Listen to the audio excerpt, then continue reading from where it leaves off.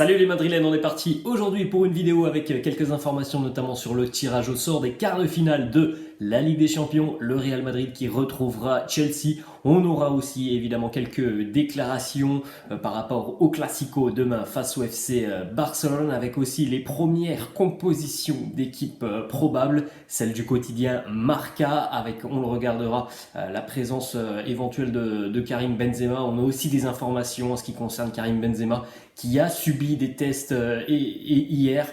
On regardera ces informations dans quelques instants. On va tout de même démarrer les amis avec donc le tirage au sort des quarts de finale de la Ligue des Champions. Le Real qui retrouvera Chelsea. Dans la même partie de tableau, on aura Manchester City face à l'Atlético Madrid. Dans l'autre partie de tableau, le Benfica face à Liverpool, Villarreal face au Bayern Munich. On jette un coup d'œil les amis aux 2-1 des quotidiens madrilènes, le quotidien Marca, le quotidien AS. Marca qui fait sa une sur Rafael Nadal au tournoi ATP d'Indian Wells, mais on a aussi un petit encart en haut en ce qui concerne le tirage au sort de la Ligue des Champions. Et voilà ce que demande le quotidien Marca. Nous voulons un derby en demi-finale puisque vous l'avez remarqué, le Real Madrid et l'Atlético sont dans la même partie de tableau. Alors évidemment, on n'est pas en demi-finale, mais en cas de qualification du Real au détriment de Chelsea et en cas de qualification de l'Atlético aux dépens de Manchester City, on pourrait donc avoir un derby madrilène en demi-finale. Évidemment, ça c'est une projection à long terme. Avant tout ça, pour le Real, il y aura aussi une belle montagne en face parce que Chelsea a posé énormément de soucis aux madrilènes la saison passée. En ce qui concerne le quotidien AS, si c'est Puede, le quotidien AS qui titre aussi un petit peu sur l'éventualité d'une demi-finale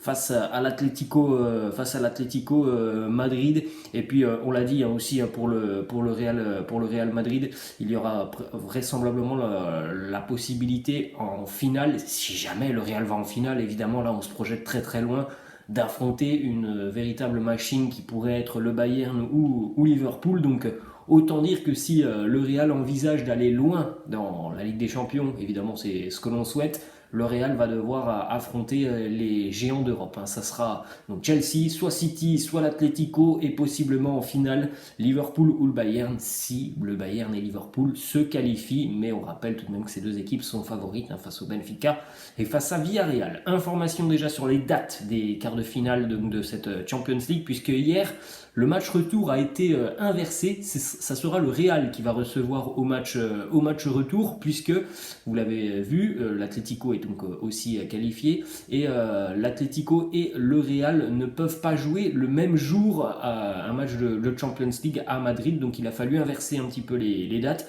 Donc le premier match à l'extérieur à Stamford Bridge le mercredi 6 avril, donc c'est dans pas longtemps évidemment, après la trêve internationale.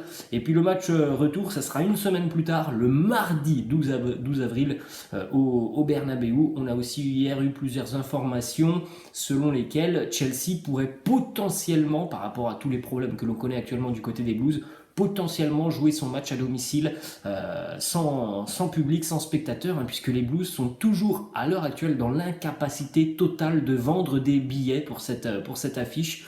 Donc voilà, les Blues qui pourraient donc affronter le Real à domicile dans un stade à huis clos. On enchaîne les amis avec deux déclarations. Emilio Butragueno, premièrement il nous dit Chelsea est tenant du titre, on a joué la demi-finale l'année passée contre eux, cela sera très très dur pour nous, j'espère que l'on sera en demi-finale. Cette compétition est importante pour nous et pour les supporters, nous voulons nous qualifier. On regardera dans quelques instants l'historique de la saison passée et l'historique aussi du Real Madrid face à Thomas Tuchel. Autre déclaration d'Emilio Butragueno qui lui dit le match retour au Bernabeu peut être un avantage. La saison passée face à Chelsea, c'est le Real qui avait reçu au match aller, et puis la saison passée il y avait aussi déjà cette règle du but à l'extérieur. Ça change aussi cette saison, mais c'est vrai que par rapport à ce que l'on a vu, les événements face au Paris Saint-Germain, avec cette ambiance au Bernabeu, ce retournement de situation, cette atmosphère hyper spéciale, c'est sûr que c'est toujours un avantage pour le Real de recevoir au retour. Regardez aussi hier, lorsque le club madrilène a communiqué sur les réseaux sociaux que le Real allait affronter les Blues de Chelsea, Le premier commentaire de Karim Benzema qui a tout de suite reçu des milliers de likes. Karim Benzema juste en dessous de donc l'affiche entre le Real et Chelsea. Vamos avec les émoticônes, avec les flammes. Karim qui voilà, sera prêt évidemment pour affronter les Blues de Chelsea. On le souhaite. On va regarder dans quelques instants les informations qui concernent KB Nwebe. Une déclaration de Thomas Tuchel qui nous dit le challenge d'affronter le Real Madrid ne peut pas être plus élevé, plus important. Il n'y a pas mieux que le Real Madrid. Voilà la déclaration de Thomas Tuchel qui lui aussi a réagi par rapport au fait de jouer aussi ce match à l'extérieur sur sur le match retour à l'extérieur. Là aussi, c'est une véritable montagne pour les Blues de Chelsea. Mais les amis, ne sous-estimons pas les Blues. On rappelle, l'année dernière, Chelsea avait éliminé le Real Madrid avec 2 matchs pleins où les Madrilènes avaient eu beaucoup de difficultés à se créer des situations, où le Real avait aussi eu énormément de difficultés face à l'organisation tactique des Blues, face à un très grand N'Golo Kanté. Thomas Tuchel qui n'a jamais perdu en Ligue des Champions face au Real Madrid, que ce soit avec Dortmund, le Paris Saint-Germain ou avec les Blues. Voilà, c'est une affiche qui est compliquée pour le Real Madrid, face au tenant du titre, tout simplement. Il y a évidemment l'esprit de revanche à côté madrilène par rapport aux défaites et à la défaite de l'année passée en demi-finale. On rappelle à l'aller Real Chelsea 1-1, et puis au retour à Stamford Bridge, la victoire des Blues 2-0. On enchaîne les amis avec les informations qui concernent le Classico demain face au Barça. Quelques déclarations, quelques compos d'équipe aussi. Carlo Ancelotti déjà premièrement qui pense que ce Classico est une véritable finale. Il a déclaré à son équipe que ce match était très important pour garder la confiance, garder la dynamique pour la dernière partie de la saison qui peut rapprocher l'équipe du titre. Et puis on le sait de toute façon, demain ce match face au Barça, c'est un match qui peut totalement éliminer le FC Barcelone de la course au titre, même si l'écart est pour le moment toujours très conséquent. Le foot, ça peut aller très vite. Si le Barça vient à s'imposer demain, si le Barça gagne son match en retard, ça pourrait être un petit peu relancé, même si, voilà, quand même les amis, il faudrait un cataclysme pour que le Real ne termine pas champion d'Espagne. On va regarder les amis les compositions d'équipe probables, le quotidien Marca qui nous sort les compos d'équipe probables. Courtois dans les buts, Nacho, Alaba, Militao, Carvajal, au milieu de terrain, Casemiro, Modric et Kroos. Donc là, le retour des 3 milieux expérimentés. Et puis en attaque, Vinicius, Asensio côté droit, Benzema au poste de numéro 9. Ça, c'est le quotidien Marca qui annonce Karim Benzema présent, et c'est un petit peu particulier. On le regardera dans quelques instants puisque le quotidien Marca annonçait hier que Karim Benzema avait 40% de chances de disputer ce Classico, et pourtant dans la compo d'équipe probable il est sur le terrain. Donc c'est un peu spécial ce que nous a fait le quotidien Marca. Vous pouvez jeter aussi un coup d'œil évidemment à la composition d'équipe du FC Barcelone avec Dembélé qui devrait être utilisé demain, Ferran Torres aussi qui serait présent, Aubameyang, Adama Traoré vraisemblablement sur le banc. Puis après, sinon c'est du grand classique côté catalan. On n'aura pas donc la présence de Sergino Dest, on en a parlé hier, il est blessé.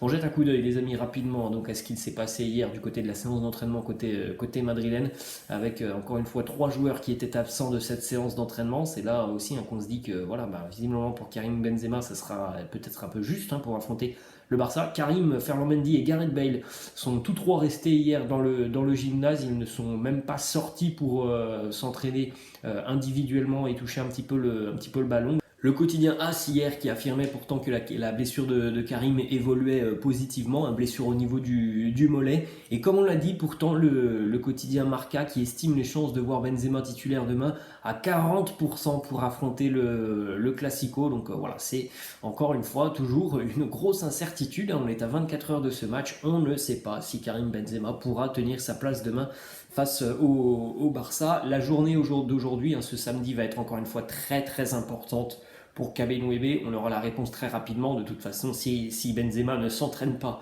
aujourd'hui avec le groupe collectif, ça semble quand même très peu probable de le voir aligné demain. Donc aujourd'hui, il va être encore une fois une journée très très importante, décisive pour voir et savoir si Karim sera utilisé demain. On pensait que la journée d'hier allait nous apprendre quelque chose. Bon, on a vu un Karim qui a continué de travailler, mais on ne l'a pas vu à l'entraînement collectif. Donc voilà, on a aussi une petite déclaration par exemple de Jorge Valdano qui nous dit: si Benzema joue dimanche, ce que je considère comme inutile étant donné l'avantage du Real en Liga, alors il sera difficile pour lui de ne pas jouer avec la France. Je ne vois aucune possibilité pour qu'il joue dimanche. Ancien joueur du Real Madrid et directeur du Real, Jorge Valdano, donc c'est pas n'importe qui qui nous dit ça tout de même.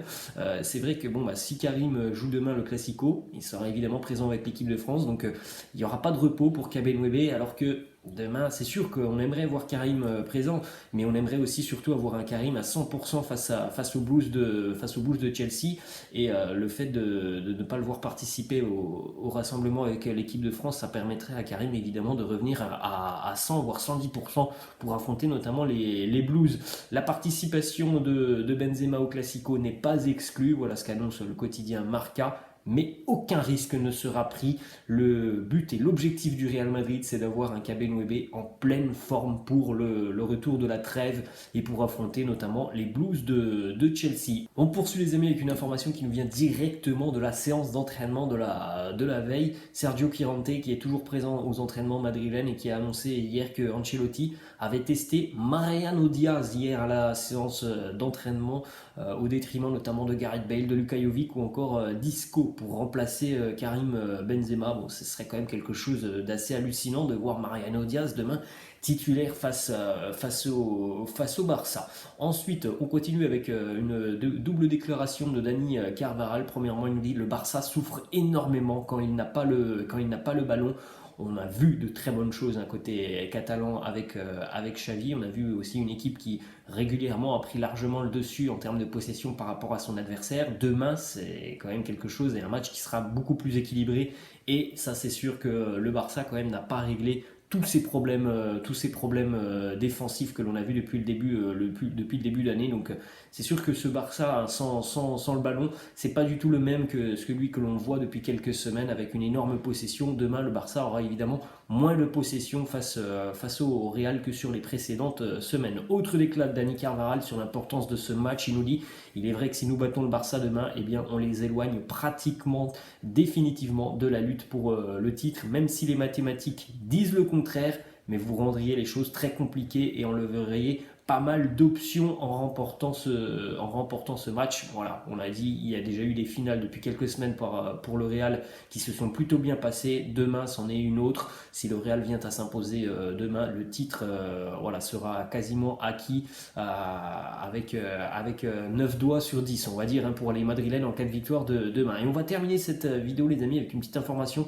sur la nouvelle collection, donc Y3 Fit Real Madrid pour les 120 ans du club. Regardez un petit peu le prix des différents équipements. Le maillot qui coûte 180 €, le maillot qui sera porté demain par le Real. Ne serait-ce que les chaussettes, c'est 38 €. La veste, 650 €. Le pantalon, 380 €. Un maillot d'entraînement, 140 €.